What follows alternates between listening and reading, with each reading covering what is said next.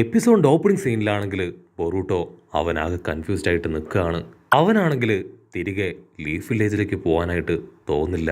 Cut ചെയ്ത ജൂഗോയെ കാണിക്കും. അവനെ ആണെങ്കിൽ ആ ഒരു ഫോഴ്സ് അവരവിടെ ഒരു റിസർച്ച് ലാബൊക്കെ സെറ്റപ്പ് ചെയ്ത് ജൂഗോയുടെ ബോഡിയിലേക്ക് എന്തോ ഒരു ഇഞ്ചക്ഷൻ അതങ്ങനെ ഇഞ്ചക്ട് ചെയ്യും. അതിനുശേഷം അവനെ നോക്കി ചിരിക്കുകയാണ്. മറ്റൊരു ഭാഗത്ത് സുമേരും ആ നോയി ആനിമലും അവർ രണ്ടുപേരും ഇപ്പൊ ഏതോ ഒരു സ്ഥലത്തേക്ക് എത്തിയിരിക്കുകയാണ്.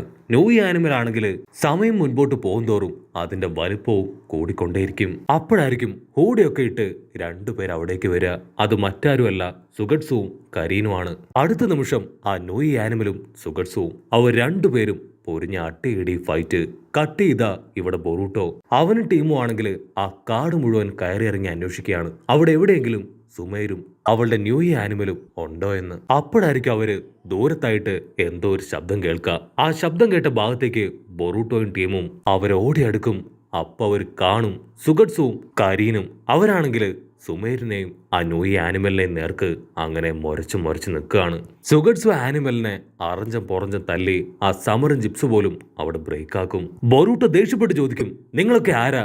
നിങ്ങൾ എന്തിനാ ഇവരെ അറ്റാക്ക് ചെയ്യുന്നേ? പക്ഷെ മീച്ചുകയ്ക്കാണെങ്കിൽ അവരെ കാണുമ്പോൾ തന്നെ മനസ്സിലാവും അത് സുഗട്സുവും കരീനും ആണെന്ന്. സുഗട്സു, മീച്ചുക, നിങ്ങളെന്താ ഇവിടെ? നിങ്ങളെന്തിനാ അവരെ അറ്റാക്ക് ചെയ്തേ? ഉടനെ അവർ രണ്ടുപേരും ആ മാസ്ക് ഒക്കെ മാറ്റി ഇപ്പൊ സാറുടെയും ബൊറൂട്ടോയുടെ അടുത്തേക്ക് വരും. സുഗട്സു പറയും, ഞാനതിനെ അറ്റാക്ക് ചെയ്തതല്ല, അത് എന്നെ അറ്റാക്ക് ചെയ്യാൻ വന്നപ്പോ ഞാൻ പ്രിവെന്റ് ചെയ്തതാണ്. ഉടനെ കരീനാണെങ്കിൽ ഇപ്പൊ സുമേരിന് അവൾക്ക് ട്രീറ്റ്മെന്റ് ഒക്കെ കൊടുത്ത് ഒരു ഭാഗത്ത് കിടത്തും. പേടിക്കേണ്ട ആവശ്യമില്ല, അവൾ കുറച്ച് ടയർഡാണ്, അല്പസമയം കഴിഞ്ഞ അവൾ കോൺഷ്യസ് ആവും. സുഗട്സു പറയും, ഞങ്ങൾ ഇവിടേക്ക് വന്നത് മറ്റൊന്നിനുമല്ല, ആ ജൂഗോയെ കണ്ടുപിടിച്ച് തിരികെ കൊണ്ടുപോകാനാണ്. പിന്നെ ഒറോച്ചുമാറു പറഞ്ഞതനുസരിച്ച് ഇൻഫെക്റ്റഡ് ആയിട്ടുള്ള ബേർഡ്സിനെ അവറ്റകളെ ക്യൂർ ചെയ്യാനായിട്ട് കുറച്ച് നാളായി ഇവിടെ ഉണ്ട്. സോ അവനെയും കൂട്ടി ഞങ്ങൾക്ക് എത്രയും പെട്ടെന്ന് തിരികെ പോകണം. ഓൾറെഡി ജൂഗോയുടെ ബോഡിയിൽ ഒരു കേഴ്സ് മാർക്ക് പവർ ഉണ്ട്. സോ ഒരു പരിധിക്ക് അപ്പുറം പോയി കഴിഞ്ഞാൽ പിന്നെ ജൂഗോയെ കൺട്രോൾ ചെയ്യാൻ പറ്റില്ല. അതുകൊണ്ടാണ് ഞങ്ങൾ ഇപ്പൊ തന്നെ ജൂഗോയെ കൂട്ടിക്കൊണ്ടുപോകാൻ ഇവിടേക്ക് എത്തിയത്. ഉടനെ ബൊറൂട്ടോ ആണെങ്കിൽ ഉണ്ടായ എല്ലാ കാര്യങ്ങളും അവരോട് പറയും. അതിനുശേഷം അവരെല്ലാവരും എങ്ങനെയാ വില്ലേജിലേക്ക് കയറി പറ്റാം എന്ന് കൂലങ്കക്ഷമായിട്ട് ആലോചിക്കുകയാണ്. ബൊറൂട്ടോയ്ക്കാണെങ്കിൽ സുമേര് പെണ്ണിനെ കാണുമ്പോൾ കുറച്ച് സങ്കടവും തോന്നും. അവൾ ഞങ്ങളുടെ ടീംമേറ്റ് ആണ്, അവൾക്ക് ഈ ഒരു അവസ്ഥ വന്നല്ലോ എന്ന് പറഞ്ഞ് ഒരുപാട് വിഷമത്തിൽ ബൊറൂട്ടോ അവളെ തന്നെ നോക്കി നിൽക്കും.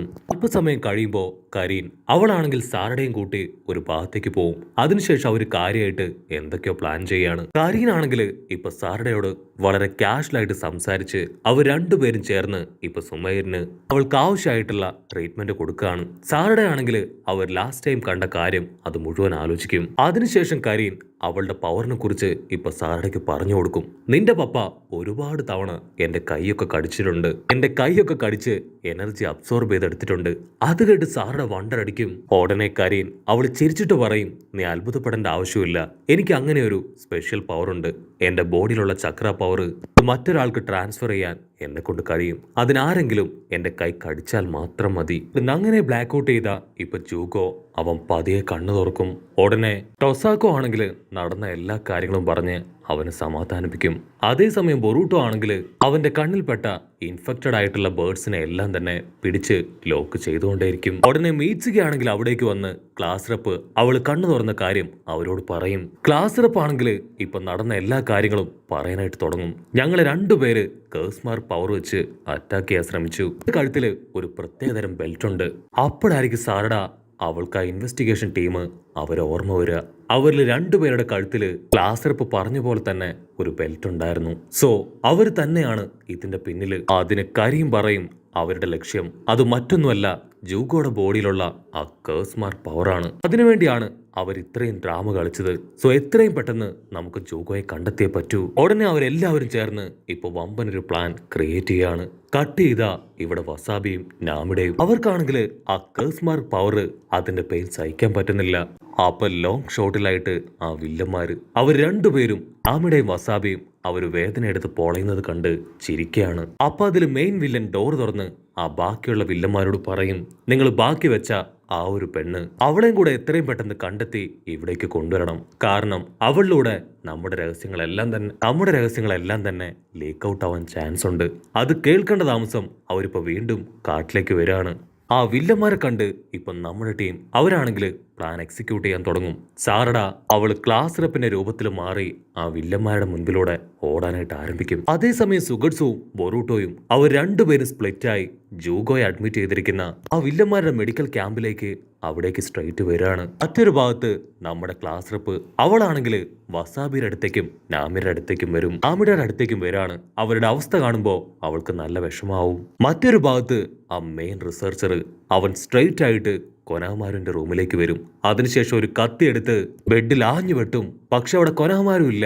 അവൻ എവിടേക്കോ പോയി കഴിഞ്ഞു. കട്ട് ചെയ്ത ഇവിടെ സാറടയും കരീനും അവർ രണ്ടുപേരും ചേർന്ന് ആ വില്ലത്തി അവളെ മാത്രം വഴിതെറ്റിച്ച് ഇപ്പോൾ ഒരു പ്രത്യേക ദിശയിലേക്ക് കൊണ്ടുവന്നിരിക്കുകയാണ്. അതേസമയം ഇവിടെ ആ ക്ലാസ് റെപ്പ് പെണ്ണ് അവളാണെങ്കിൽ നാമിടയ്ക്കും വസാബിക്കും ഇഞ്ചക്ഷനൊക്കെ കൊടുത്ത് അവർ രണ്ടുപേരെയും തൂക്കിയെടുത്ത് കാട്ടിലേക്ക് വരികയാണ്.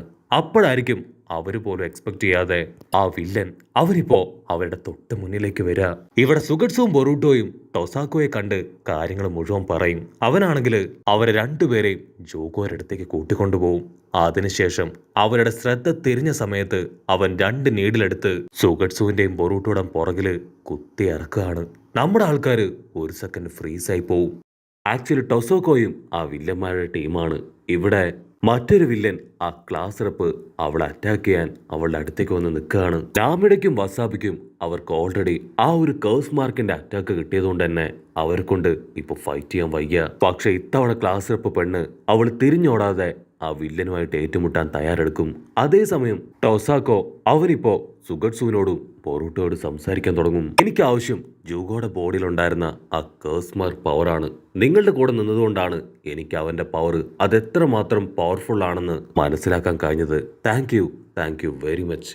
ഇവനെ പോലെ ഒരാൾക്ക് വേണ്ടി ഞാൻ എന്ത് റിസ്ക് എടുക്കാനും തയ്യാറാണെന്ന് പറഞ്ഞ് ടൊസാക്കോ അവൻ ജൂഗോയുടെ അടുത്തേക്ക് വരും. അപ്പ അവിടുന്ന് അങ്ങനെ സൂം ചെയ്ത ഇപ്പൊ സുഗട്സു അവൻ നൈസായിട്ട് അവന്റെ വാട്ടർ പവർ അത് ഉപയോഗിക്കാൻ തുടങ്ങും.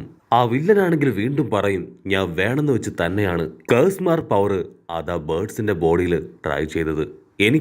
ഞാൻ ആഗ്രഹിച്ച റിസൾട്ട് അത് കിട്ടിക്കഴിഞ്ഞു. എനിക്ക് ആവശ്യം ഈ ജൂഗോയുടെ ബോഡിയിലെ കേഴ്സ് മാർക്ക് പവറാണ്.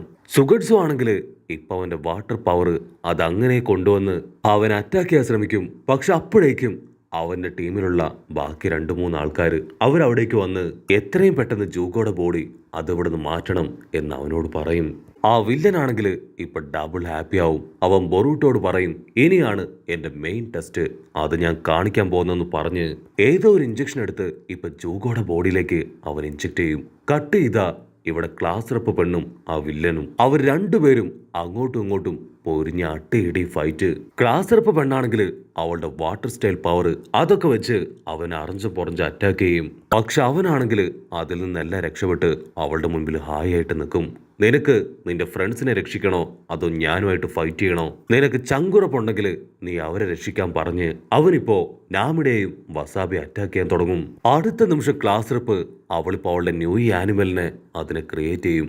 അതേസമയം സാറടയും കരീനും അവർ രണ്ടുപേരും ഇപ്പൊ കട്ടയ്ക്ക് കമ്പൈൻ ചെയ്ത് ആ ഒരു വില്ലത്തിയെ നേരിടാൻ തയ്യാറായി കഴിഞ്ഞു. സാറടയാണെങ്കിൽ അവളുടെ ഷെയറിങ് കണ്ണ് അത് അവേക്കൻ ചെയ്ത് ആ വില്ലത്തെ ഇടിക്കും. പക്ഷെ ആ വില്ലത്തെ അവൾ സൈഡിൽ ശബ്ദം ഉണ്ടാക്കി സാറടയെ വെട്ടിത്തെറിപ്പിച്ച് അവിടുന്ന് രക്ഷപ്പെട്ടു മാറും. അതേസമയം ഇവിടെ നോയി ആനിമല് അതിന്റെ സൈസ് അതിപ്പോ വളരെ ചെറുതാണെങ്കിലും അതിനെ കൊണ്ട് പറ്റും പോലെ ആ വില്ലനെ അറഞ്ചം പൊറഞ്ചം അടിക്കുകയാണ്. അടുത്ത നിമിഷം വസാബിയും നാമിടയും അവരിപ്പോ പതിയെ നോർമലായി അവരും ഫൈറ്റ് ചെയ്യാനായിട്ട് കളത്തിലിറങ്ങുകയാണ്. അവരെ കാണുമ്പോൾ ക്ലാസ് റെപ്പ് പെണ്ണിന് അവൾക്ക് ഭയങ്കര സന്തോഷാവും. കട്ട് ചെയ്ത ഇവിടെ സാറടയും കരീനും അവർ രണ്ടുപേരും ഒരു പ്രത്യേക ഭാഗത്ത് ഒളിച്ചിരിക്കുകയാണ്. കരീനാണെങ്കിൽ ആ വില്ലത്തയുടെ ചക്ര പവർ അത് കറക്റ്റായിട്ട് സെൻസ് ചെയ്യാൻ തുടങ്ങും. കരീനാണെങ്കിൽ അവളെ കറക്റ്റായിട്ട് സെൻസ് ചെയ്ത് സാറടയ്ക്ക് പറഞ്ഞു കൊടുക്കും. ഉടനെ സാറട അവള് ശരിങ്ങ് കണ്ണുവെച്ച് ആ വില്ലത്തി ക്ലോസ് എത്തുമ്പോ അവളെ ആഞ്ഞൊരട്ടി. പക്ഷെ വില്ലത്തിക്ക് അവക്കൊന്നും സംഭവിക്കില്ല. അവൾ അങ്ങനെ കറങ്ങി വന്ന് സാറടയെ തട്ടി അങ്ങോട്ട് തെറിപ്പിക്കും. സാറടയാണെങ്കിൽ തെറിച്ചു പോയി അട്ടിച്ചു വീഴാണ്. അതിനുശേഷം അവളിപ്പോ കരീനെ അറ്റാക്ക് ചെയ്യാനായി കരീന്റെ അടുത്തേക്ക് വരും. ഉടനെ കരീൻ അവളുടെ ചെയിൻ പവർ ഉപയോഗിച്ച് ഇപ്പൊ വില്ലത്തിയെ പിടിച്ചു വലിച്ച് അതിൽ ലോക്ക് ചെയ്യും. അതിനുശേഷം സാറടയോട് അവളുടെ കൈ കടിക്കാൻ പറയും. പക്ഷെ സാറടയാണെങ്കിൽ കൺഫ്യൂസ്ഡ് ആയിട്ട് നിൽക്കും. ഉടനെ കരീനാണെങ്കിൽ അവളുടെ കൈ എടുത്ത് സാറടയുടെ വായിലേക്ക് വെക്കും. പിന്നൊന്നും സാറട നോക്കില്ല. അവളുടെ കൈ കടിച്ച് പവർ അബ്സോർബ് ചെയ്ത് അങ്ങനെ ചാടി വന്ന് ആ വില്ലത്തിയെ അറഞ്ചം പൊറഞ്ചം ഇട്ടിച്ച് തല്ലി താഴിടുകയാണ്. പിന്നെ ആ വില്ലത്തിക്ക് അനക്കം ഉണ്ടാവില്ല. അവിടുന്ന് അങ്ങനെ ബ്ലാക്ക് ഔട്ട് ചെയ്ത ഇപ്പൊ ജൂഗോയെ കാണിക്കും. ടൊസാക്കോ ഇഞ്ചക്ട് ചെയ്ത ആ ഒരു ഇഞ്ചക്ഷൻ അത് ജൂഗോയുടെ ബോഡിയിലെ ആ ഒരു കേഴ്സ് മാർക്ക് പവർ അതിനെ മുഴുവനായിട്ടും അവേക്കൻ ചെയ്തിരിക്കുകയാണ്. മറ്റൊരു ഭാഗത്ത് മീറ്റ്സുക ഇപ്പോ കൊനാമാരുവിനെ കണ്ടെത്തും. ഉടനെ കൊനാമാരു പറയും അവര് ബേർഡ്സിനെ മാത്രമല്ല ഗ്രാമത്തിലുള്ള ജനങ്ങളെയും ഈ കേഴ്സ് മാർക്ക് ഉപയോഗിച്ച് ഉപദ്രവിക്കുകയാണ്. സോ ആദ്യം നമുക്ക് അവരെ രക്ഷിക്കണം. ഇവിടെ ആ ക്ലാസ് റെപ്പ് പെണ്ണും നാമിടയും വസാബിയും അവരൊരുപാട് നേരം അറഞ്ചം പൊറഞ്ചം ആ വില്ലത്തിയായിട്ട് ഫൈറ്റ് ചെയ്യും. പക്ഷെ അവർ എത്രയൊക്കെ ശ്രമിച്ചിട്ടും അവളെ തോൽപ്പിക്കാനാവില്ല. അവളുടെ പവർ അത് വീണ്ടും വീണ്ടും കൂടി വരുന്ന കണ്ട അവര് 3 പേരും ഒരു വലിയ മലയുടെ പുറകിൽ പോയി ഒളിച്ചിരിക്കും. ഇപ്പൊ ആ വില്ലത്തിയായിട്ട് ഫൈറ്റ് ചെയ്യുക അത് ആ നോയി ആനിമലാണ്.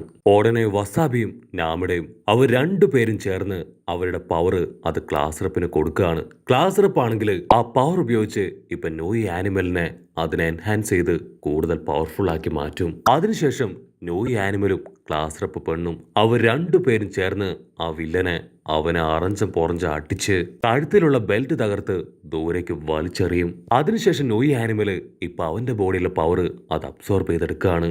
ഇവിടെ ജൂഗോ ആണെങ്കിൽ വേദന എടുത്ത് പൊളയും. ഓരോ നിമിഷം കഴിയും തോറും ആ ഒരു കേഴ്സ് മാർക്ക് പവർ അത് അവന്റെ ബോഡിയിൽ കൂടിക്കൊണ്ടേയിരിക്കും. അപ്പോഴായിരിക്കും ശരിക്കും റിസർച്ച് ചെയ്യുന്ന 3 പേര് അവിടേക്ക് കടന്നു വരിക. അവരെ കണ്ടതും ടൊസാക്കോ അവരെ 3 പേരെ അറഞ്ച പൊറഞ്ച അടിച്ച് താഴെയിടും. ആ ഗ്യാപ്പിൽ ബൊറൂട്ടോ അവൻ നൈസായിട്ട് ജൂഗോയുടെ ബോഡിയിലെ കെട്ടഴിക്കാനായിട്ട് ശ്രമിക്കും. പക്ഷെ അത് ഭയങ്കര സ്ട്രോങ് ആണ്, അവനെ കൊണ്ട് അഴിക്കാനാവില്ല. പക്ഷെ അപ്പോഴേക്കും ജൂഗോയുടെ ബോഡിയിലെ ആ കേഴ്സ് മാർക്ക് പവർ അത് ഇൻക്രീസ് ആയി റാംപേജ് സ്റ്റാർട്ട് ചെയ്യുന്നതോട് കൂടെ ഈ ഒരു എപ്പിസോഡും അവസാനിക്കുന്നു. എപ്പിസോഡ് ഇഷ്ടപ്പെടുകയാണെങ്കിൽ തീർച്ചയായിട്ടും ലൈക്ക് ചെയ്യാനും കമന്റ് ചെയ്യാനും ഷെയർ ചെയ്യാനും മറക്കല്ലേ. അടുത്തൊരു അടിപൊളി എപ്പിസോഡുമായിട്ട് കാണുന്നവരെ it's me with Mallu episode.